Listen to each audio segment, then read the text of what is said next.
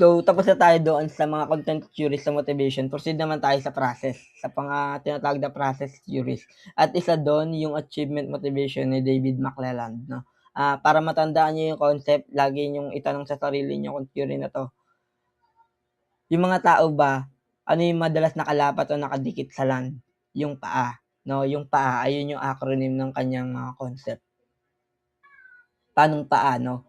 Power, achievement, affiliation, 'no. Kung may yung power, yung need niya na maging direct, makontrol yung mga activities ng iba, 'no, yung mga mas maging influential, ayun yung needs ng power. Yung achievement naman, ito yung mga taong gusto ng success, yung may mga nagagawa, 'no, yung task-oriented, yung gano'n. Tapos yung panghuli, yung affiliation, tungkol naman siya sa pakikipagkapwa-tao, gusto nila ng relation, 'no, magaling sila do'n, gusto nila yung like, accepted sila ng iba, kaya sila rin yung nagko-conform sa expectation, yung wishes ng iba. Kasi ayaw nga nila ng conflict, gusto nila yung relationship. Ano naman yung kahalagahan nung theories ni McClelland, 'no? Dun kasi sa binanggit na ano 'no, yung power, 'no.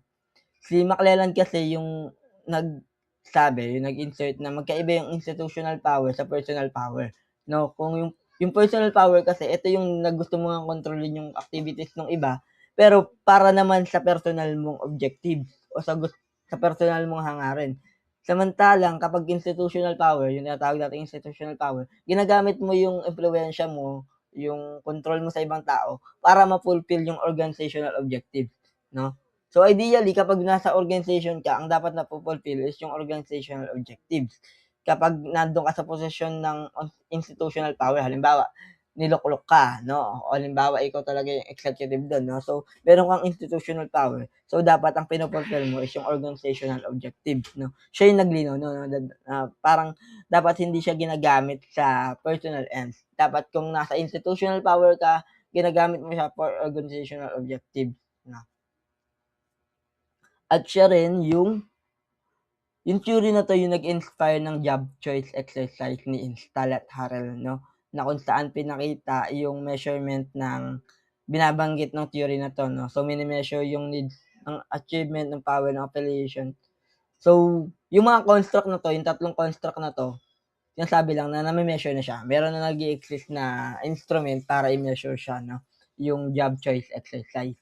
At bukod pa ro'n, 'no, meron din kasing sinabi si McClelland kung saan leadership motive pattern. Kumbaga sinasabi niya yung mga effective leaders daw, sila yung mga tao na mataas yung organizational power achievement, yung need nila ng organizational power mataas, pero medyo mababa sa affiliation. Ano bang implication nun? So, at yung para daw maging effective yung leaders, dapat hindi sila laging nagko-conform sa gusto ng iba, 'no? Para maging effective yung leaders, kailangan nilang nakikinig pa rin sila, pero dapat lagi nilang hindi sila push over, 'no, hindi sila madaling ano sa mga desisyon nila. Kailangan hindi sila laging people pleaser. Ang lagi nilang objective dapat is yung paano ba mafu-fulfill yung organizational objectives, 'no. So, hindi sila kaagad nai-sway ng kung ano mang sasabihin ng ibang tao. Ayun daw yung effective leader. At para mas maging malinaw 'no, ano ba yung tinutukoy kong mga needs, 'no, ito yung mga example. Kapag low yung achievement ng isang tao, 'no, ang gusto niya is yung moderate lang yung risk nung challenge, 'no, yung mga task. Gusto niya moderate degree lang, tapos hindi naman talaga highly motivator yung pera kasi hindi naman tinitignan yung achievement niya, 'no. Pero kung mataas yung achievement ng isang tao, ang gusto niya is yung merong recognition at maayos na feedback. Tapos yung pera nagwo-work talaga sa mga matataas yung achievement raw kapag ginagamit siya sa incentives, 'no. Ito naman bilang example ng mataas na affiliation, 'no, kung mataas daw yung affiliation need ng isang tao, sila yung mga tao na gusto laging suportahan yung iba, yung ginagawa ng iba. Sila yung nag-aayos ng mga conflict sa trabaho, 'no, kung meron mang di pagkakaunawaan, sila yun, 'no. At mahusay sila sa coordinating roles kasi nga ang coordinating roles is kakausap ka ng mga tao, iko-coordinate mo yung iba't ibang task, yung iba't ibang responsibilities, 'no. Sila yung mahusay ron kasi connection yun sa ibang tao, 'no. At nakikita rin sila na mahusay sa sales position kasi nga yung sales, ah, kadalasan yan tungkol yan sa long-term relations na yung kumbaga yung sa term natin yung suki 'no, yung pagco-cultivate niyo ng relationship sa suki 'no, para mas maging ano, maayos yung sales. Bukod pa roon yung high power 'no, kapag mataas daw yung power, ang gusto naman talaga ng tao is yung nasa leadership position siya 'no, kasi nga gusto niya ng power, yung impluwensiya 'no, yung authority. Ito rin yung tao na ang form of communication niya is persuasive, gusto niya pino-persuade niya yung mga tao sa gusto niyang mangyari 'no. Ito yung mga magagaling sa speech 'no, sa mga persuasive speech. Sila rin yung mga tao na mahilig magbigay ng suggestion sa meetings kasi nga gusto nila ng impluwensiya, sila yung nagbibigay ng idea, sila yung mga tao na yon. Sila rin yung mga tao na nagbibigay publicly ng evaluation nila ng sitwasyon, ng kanilang mga opinyon, sila yung mga tao na yon, yung mga taong mataas yung high power needs. Sumunod sa process theories ng motivation is yung four drive theory nila Paul Lawrence at Nitlin Norian 'no. Para matandaan niyo, 4 drive ABCD 'no. Bakit ABCD malalaman niyo mamaya. Yung 4 drive 'no, ABCD: A, acquire; B, bond; C, comprehend; D, defend. Yung need nung acquire 'no. So yung acquire daw 'no, yung drive nung acquire, ayun yung mga kumukuha na yung gusto niya laging control, gusto nila ng lagi ng ano, nung hawak nila yung mga bagay-bagay 'no, pati yung mga personal experience. 'Pag bond naman, ang drive na yan is tumutukoy sa belonging, sa affiliation, yung mga nabanggit ko na kanina, yung cooperation 'no. At yung comprehend naman o minsan tinatawag na drive drive to learn is yung gusto nila laging nadi-discover nila yung mga sagot sa mga hindi nila alam 'no. Kumbaga ayun yung nagda-drive sa kanila, yung drive to comprehend o drive to learn. At yung panghuli o yung pang-apat is yung drive to defend na kung saan hindi lang naman physically yan 'no, yung mga tao kasi, psychologically, socially meron yang defense mechanism, hindi lang yan nakukulong sa fight and flight 'no. So, ano yung importansya nung 4 drive theory nila Lawrence 'no at ni Noria? Ang importansya niya is yung pag-aalok niya ng panibagong perspective 'no. Sila yung teorya talaga na nagsabing hindi naman talaga hierarchy 'no, wala naman talagang need hierarchy. Ang totoo niyan, lahat daw ng need pantay-pantay 'yan 'no. Ang pinag-uusapan na lang sa need na 'yan kasi kung kailan kailangan, kung kailan ano, kung kailan ginagamit ng tao 'no, ayun yung usapan dun. So, walang superior, hindi kailangan nung sa taas, hindi kailangan pag-usapan baba, hindi pantay-pantay lahat 'yan, yung 4 na 'yan, yung acquire, bond, learn, or comprehend, tapos yung defend, pantay-pantay lahat 'yan 'no. Innate rin and universal 'no, so lahat tayo meron tayong 4 drives, lahat ng tao merong 4 drives. At sila rin yung theory na nagsabi na kung saan yung emotion daw talaga yung source ng motivation 'no. So, kung sila yung ito yung ano 'no, form of emotional validation 'no, kumbaga, nilinaw lang nila na yung definition nila ng emotion is yung ayun naman talaga yung pinagmumulan ng motivation. Kapag wala kang nararamdaman sa isang bagay, wala kang gagawin patungkol dun 'no. So, sa madaling salita, wala kang pake. 'No? So, para magkaroon ng motivation yung isang tao kailangan meron siyang ina-attach na emotion dun 'no?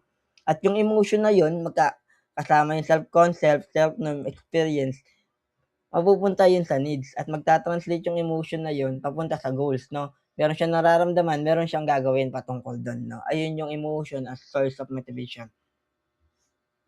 Ulitin ko 'no, yung 4 drive theory para hindi kayo malito, sila yung nagsasabi ng no need hierarchy 'no, no need hierarchy. Wala naman talagang hierarchy, ang tinutukoy lang nila merong 4, basta merong 4, ayun yung 4 na yun.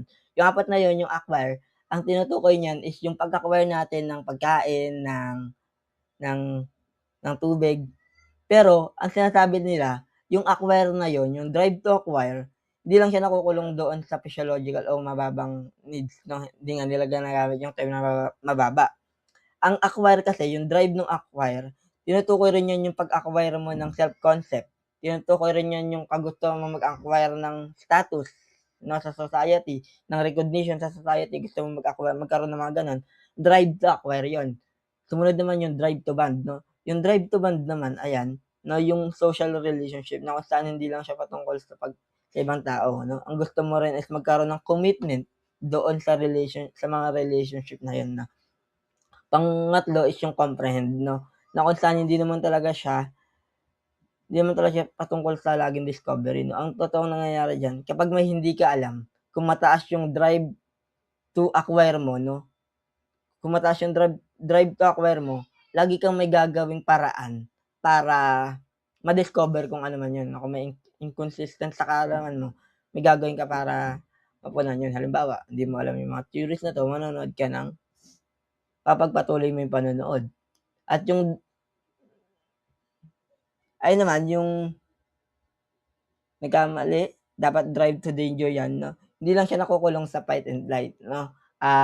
Dapat tinutukoy rin nung drive to defend yung pag-defend natin ng halimbawa nating ng relasyon, 'no. So, dine-defend mo yung relasyon niyo sa ibang tao, 'no, dine-defend natin 'yan, ayaw nating mawasak, ayaw nating mawala, defend rin 'yun, 'no. O kaya yung mga paniniwala natin, 'no, na ayaw nating mabasag, 'no, basta yung dine-defend natin yung isang bagay, drive to defend rin 'yun, 'no, as 'yun. So, nag-offer sila ng alternative view, 'no, na walang hierarchy, meron lang drive yung tao na kapag trinanslate mo mula sa drive, nagiging ano 'yan, emosyon, ta's yung emosyon sa pamamagitan ng social norms, ng personal values kasama ng past experience nagiging goal, 'no, at yung goal na yun, ayun yung nagtutulak doon sa mismong action. Sumunod dun sa process theories itong equity theory, 'no. So, kung mapapansin ninyo nabanggit na yung term na equity sa classical na mga theories, pero ito talaga yung naglinaw nung konsepto ng equity.